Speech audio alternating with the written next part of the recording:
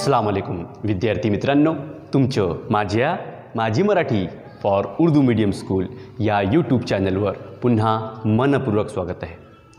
विद्यार्थी मित्रांनो, आज आपण या व्हिडिओमध्ये मराठी विषयाचा एक अत्यंत महत्त्वपूर्ण भाग, उपयोजित लेखनाचा अत्यंत महत्त्वपूर्ण भाग या व्हिडिओमध्ये आपण अभ्यासणार आहोत। तर विद्यार्थी मित्रांनो, आपल्याला विषय मराठीमध्ये गद्य आकलन हा प्रश्न 4 मधील आ या भागात दिलेला असतो, विचारलेला असतो। इसमें हमें क्या करना होता है कि एक पैराग्राफ दिया जाता है और पैराग्राफ को पढ़कर यानी उतारे को पढ़कर हमें 4 प्रश्न निर्माण करना अपेक्षित होते हैं। तो उसमें प्रश्न तैयार करना है, उस पैराग्राफ के ऊपर प्रश्न तैयार करना है। तो उसके लिए हम प्रश्न तैयार कैसे करेंगे, यानी प्रश्नों की रचना कैसी होगी, ये हम इस वीडियो में देखने वाले हैं। तर भाषा शिकणे आणि भाषा बोलणे यासाठी एक महत्त्वपूर्ण असं कौशल्य असते रचना करणे, प्रश्नांची रचना करणे।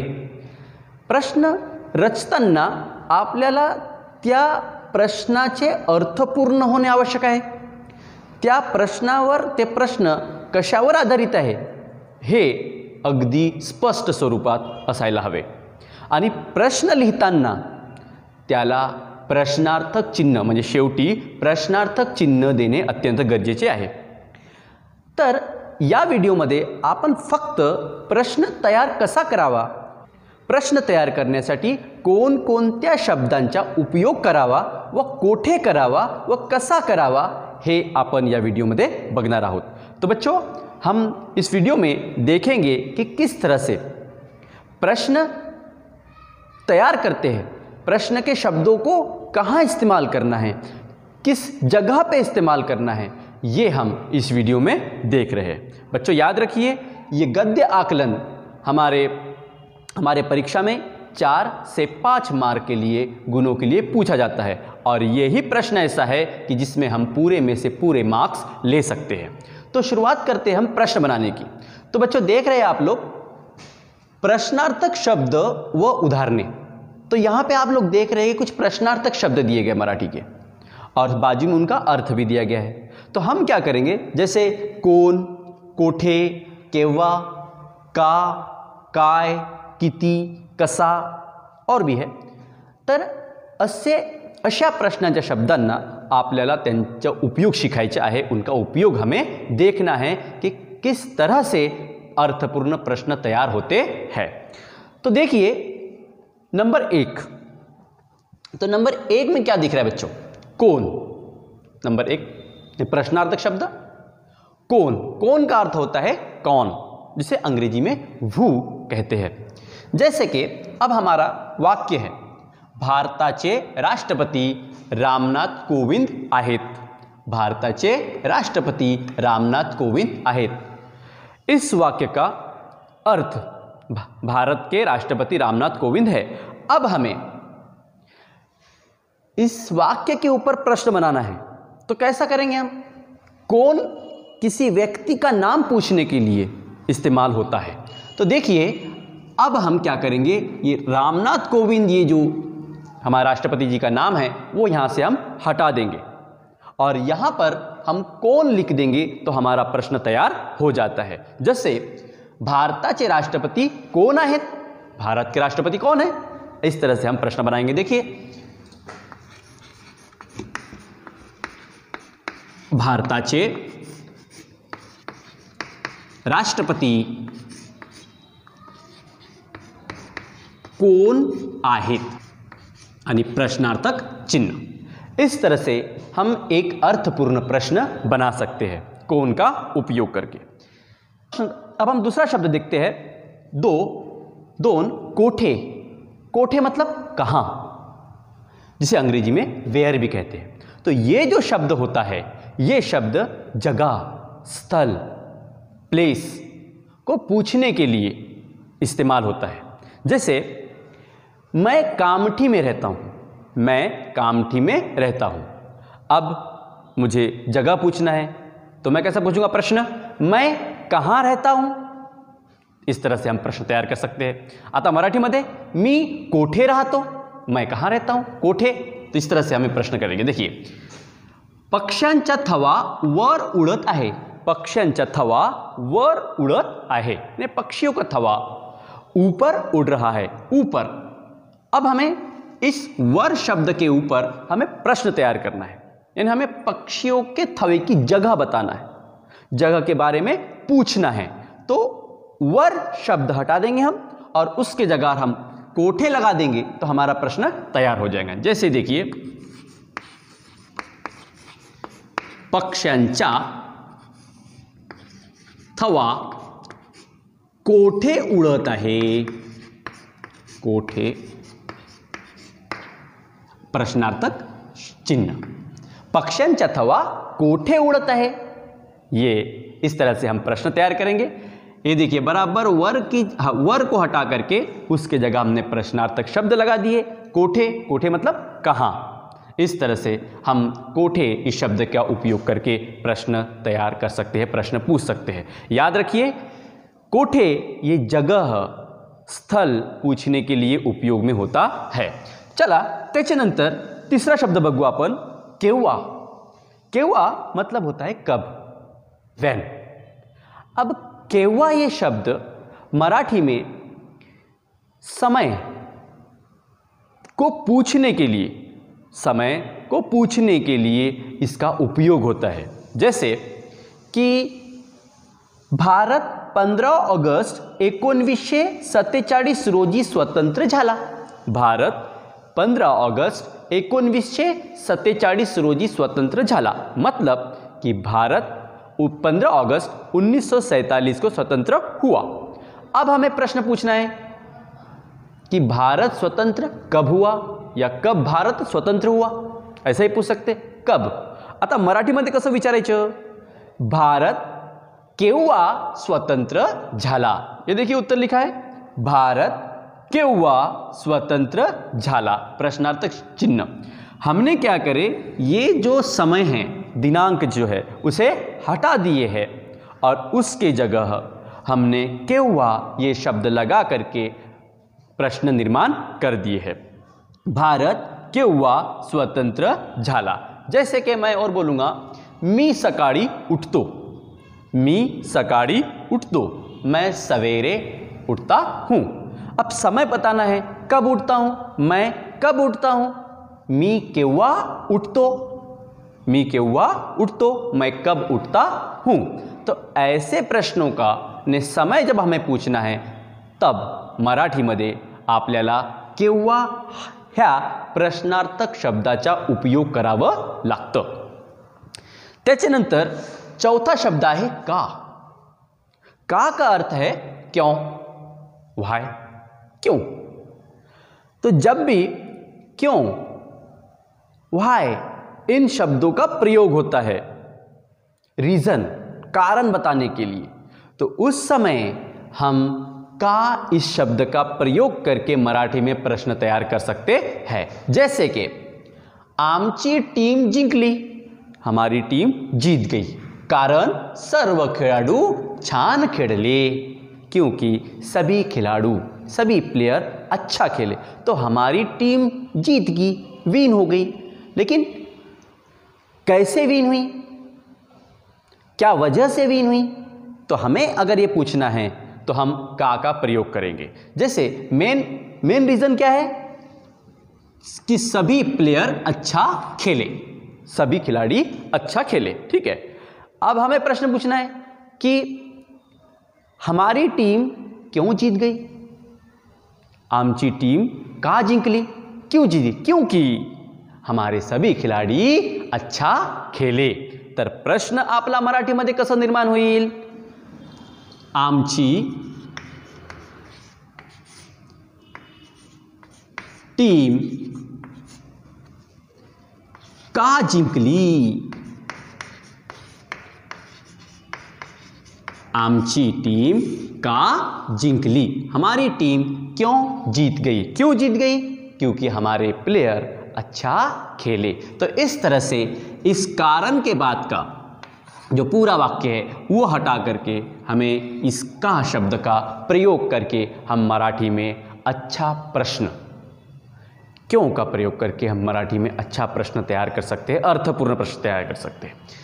तो अब उसके बाद देखते हैं हम नया शब्द, शब्द क्रमांक 5, काय।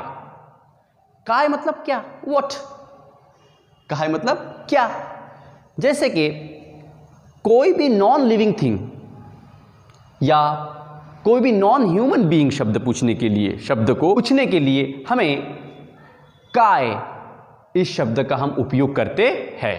जैसे कपाटात पुस्तक आहे, कपाटात पुस्तक आहे, कपाट में किताब है ना। कपाट बोले तो अलमारी, अलमारी में किताब है। अब हमें पूछना है कि कपाट में क्या है, कपाट में क्या है, अलमारी में क्या है।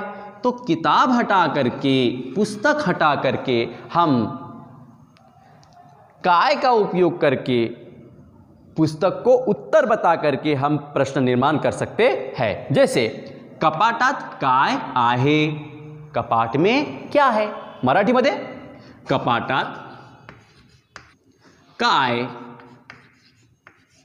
आहे मतलब कपाट में क्या है। इस तरह से हम काय का उपयोग करके प्रश्न निर्माण कर सकते हैं। बच्चों इस वाक्य पे और प्रश्न भी तैयार हो सकता है, निर्माण हो सकता है। जैसे कपाट में यानी अलमारी में किताब है ना, तो ये किताब की जगह बता रहा है। अब जगह मतलब प्लेस बताने के लिए मराठी में हमने एक शब्द का अभी हमने अभ्यास किए। कौन सा शब्द है वो? हाँ बताइए। हाँ, कोठे मतलब कहाँ। तो हम कपाट को हटा करके हम कहाँ का इस्तेमाल करके, कोठे का इस्तेमाल करके नया प्रश्न बना सकते हैं। जैसे पुस्तक कोठे आहे, पुस्तक कहाँ है? उत्तर कपाटात पुस्तक आहे या कोठे पुस्तक आहे, ऐसा ही पूछ सकते हैं हम लोग। चलिए नेक्स्ट 6, किती। किती मतलब कितना, how much, how many, how long. तो ऐसे शब्दों को, ऐसे प्रश्नार्थक शब्द के लिए मराठी में किती मतलब कितना, कितना, कितनी, कितने इसका अर्थ होता है। और हमें कोई भी चीज़ की क्वांटिटी पूछने के लिए, क्वांटिटी पूछने के लिए प्रश्न में हमें किती इस शब्द का उपयोग होता है। जैसे कि अक्षराला 90% गुण मिळाले, अक्षरा को 90% गुण मिले। तो अब हम पूछेंगे कि अक्षरा को कितने गुण, कितने टक्के गुण या कितने गुण प्राप्त हुए। कितने मतलब किती। तो अब हम ये 90% को हटा करके हम वहाँ पे किती इस शब्द को लिख लेंगे तो हमारा प्रश्न तैयार हो जाएगा। जैसे अक्षराला किती टक्के गुण मिळाले, अक्षरा को कितने प्रतिशत गुण मिले। कितनी, किती, किती ये क्वांटिटी बता रहा है, नंबर बता रहा है। तो इसलिए हम किती शब्द का प्रयोग करके मराठी में अर्थपूर्ण शब्द बना सकते हैं। आता प्रश्न क्रमांक 7, कसा। कसा मतलब कैसा, हाउ। कसा, कसी, कसे, कसा, कशी, कसे। इसका अर्थ है कैसा, कैसी, कैसे। तो ये जो शब्द होते हैं मराठी मध्ये कसा, कशी, कसे, ये शब्द हमें हमारी एक्टिविटी हमने कैसे की या कोई भी काम को, काम पूर्ण कैसा हुआ या कैसा होता है या कैसा होगा, जिसे हम एडवर्ब कहते हैं। व्याकरण में से क्या कहते हैं? एडवर्ब, जिसको हम बोलते हैं क्रिया विशेषण अव्यय। वो शब्द जो क्रिया के बारे में ज़्यादा जानकारी देता है उसे क्रिया विशेषण अव्यय कहते हैं। तो क्रिया विशेषण अव्ययों को अगर हम आंसर में लेना है, जैसे मी सावकाश चालतो, जैसे यहाँ पे दिया हुआ है कासव सावकाश चालतो। जसं यहाँ पे उदाहरण दिया गया है, कासव सावकाश चालतो। कासव चालतो, कछुआ चलता है, लेकिन कैसा चलता है? धीरे धीरे। तो कछुए के चलने का ये सावकाश ये शब्द ज़्यादा हमें मालूमात दे रहा है। तो जो शब्द क्रियापद के बारे में ज़्यादा जानकारी दे वो क्रिया विशेषण अव्यय होता है, हमने पढ़ा है। अब हमें क्या करना है? कसा, कैसा चलता है? तो कैसा चलता है? धीरे धीरे। तो अब हम प्रश्न कैसा निर्माण करेंगे? कासव कसा चालतो।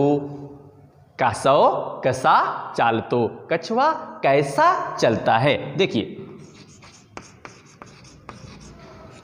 कासव कसा चालतो। कसा, कसा मतलब कैसा, कछुआ कैसा चलता है। इस तरह से हम ये क्रिया विशेषण अवयव को, शब्दों को उत्तर बना करके हम प्रश्न कसा, कशी, कसे ऐसा शब्द का उपयोग करके मराठीमध्ये आपण नवीन नवीन प्रश्न तयार करू शकतो। तर जसे एक उदाहरण अजून आहे, रमेश गाडी खूप तेज चालवतो। खूप तेज म्हणजे खूप गतीनं चालवतो। अब रमेश गाड़ी कैसी चलाता है?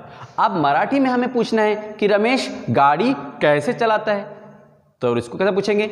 रमेश गाड़ी कशी चालवतो।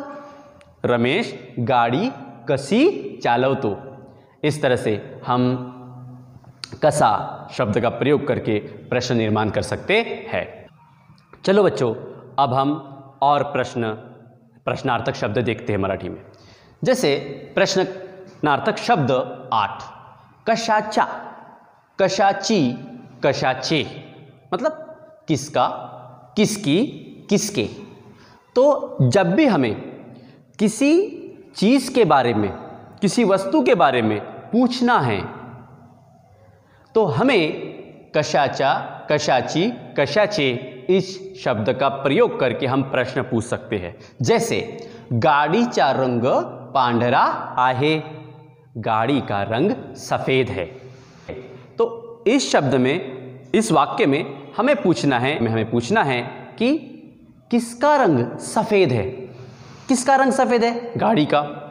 अतः गाडीचा ये जो शब्द है ये हमारा उत्तर है। तो गाडीचा इस शब्द को हटा करके हम कशाचा इस शब्द को रख देंगे तो हमारा पूरा प्रश्न अर्थपूर्ण हो जाएगा। जैसे कशाचा रंग पांढरा आहे, प्रश्नार्थक चिन्ह। कशाचा रंग पांढरा आहे मतलब किसका रंग सफ़ेद है। इस तरह से हम कशाचा, कशाची, कशाचे इसका उपयोग करके हम मराठी में प्रश्न निर्माण कर सकते हैं। पुढं कोणता, कोणती, कोणते। कोणता, कोणती, कोणते मतलब कौन सा, कौन सी, कौन से। तो यहाँ पे आपको एक उदाहरण दिया गया, देखिए, भारताचा राष्ट्रीय पक्षी मोर आहे। भारत का राष्ट्रीय पक्षी मोर है ना। तो अब हमें पूछना है कि भारत का राष्ट्रीय पक्षी कौन सा है, कौन सा है। तो मोर है, उत्तर क्या हमारा? मोर। तो मोर ये शब्द हटा करके अगर हम कोणता वहाँ पे लिख देंगे तो हमारा शब्द, हमारा प्रश्न अर्थपूर्ण प्रश्न निर्माण हो जाएगा। जैसे भारताचा राष्ट्रीय पक्षी कोणता आहे, भारत का राष्ट्रीय पक्षी कौन सा है। देखिए प्रश्न, भारताचा राष्ट्रीय पक्षी कोणता, कोणता आहे। भारत का राष्ट्रीय पक्षी कौनता है, कौनता है, कौन सा है? मोर है। तो इस तरह से हम उत्तर वाले शब्द को हटा करके हम वो प्रश्नार्थक शब्द लगा करके मराठी में प्रश्न यानी अर्थपूर्ण प्रश्न निर्माण कर सकते हैं। 10 कोण कोणता, कोण कोणती, कोण कोणते, मतलब कौन कौन सा, कौन कौन सी, कौन कौन से। उत्तर हो, अगर एक से ज़्यादा उत्तर हो, जैसे एक से ज़्यादा शब्द अगर उत्तर हो तो हमें उन शब्दों को हटा करके वहाँ पे कौन कौनता, कौन कौनती, कौन कौनते ये लगा करके हम वहाँ प्रश्न निर्माण कर सकते हैं। जैसे कि शाळेत सांस्कृतिक व सामाजिक कार्यक्रम पार पडले। शाळेत सांस्कृतिक व सामाजिक कार्यक्रम पार पडले। स्कूल में सांस्कृतिक और सामाजिक प्रोग्राम संपन्न हुए। तो अब हमें पूछना है कि स्कूल में कौन कौन से कार्यक्रम संपन्न हुए, कौन कौन से। तो कौन कौन से ये शब्द जो है ये किन 2 शब्दों के लिए आया है, सांस्कृतिक व सामाजिक, सांस्कृतिक व सामाजिक। तर मराठीमध्ये आपला प्रश्न निर्माण कसा होईल, शाळेत कोण कोणते है ना, शाळेत कोण कोणते कार्यक्रम पार पडले। लिखिए प्रश्न, शाळेत कोण कोणते, कोण कोणते कार्यक्रम पार पडले। प्रश्नार्थक चिन्ह। स्कूल में कौन कौन से कार्यक्रम संपन्न हुए। तो इस तरह से हम एक से ज़्यादा शब्द अगर उत्तर हो तो हम कौन कौनता, कौन कौनती, कौन कौनते इन शब्दों का उपयोग करके प्रश्न पूछ सकते हैं। अगर इस वाक्य में सिर्फ सांस्कृतिक शब्द होता तो प्रश्न कैसा होता, देखिए पहले वाक्य देख लेते हैं हम लोग। शाळेत सांस्कृतिक कार्यक्रम पार पडले, सांस्कृतिक कल्चरल प्रोग्राम हुए। तो अब हम प्रश्न कैसा निर्माण कर सकते थे, शाळेत कोणते, क्योंकि एक ही शब्द है ये और एक शब्द के लिए हम कौन कोणते नहीं आएगा, कोणते। शाळेत कोणते कार्यक्रम पार पडले, स्कूल में कौन से प्रोग्राम संपन्न हुए, पार हुए। तो बच्चों हमने इस वीडियो में प्रश्न निर्माण कैसा करना और प्रश्नार्थक शब्दों का हमने अध्ययन किया है लेंगे। और ये हमारा गद्य आकलन का भाग 1 वीडियो है। हम भाग 2 एक उतारा लेकर उसके ऊपर हम प्रश्न निर्माण करेंगे। चलिए, थैंक यू।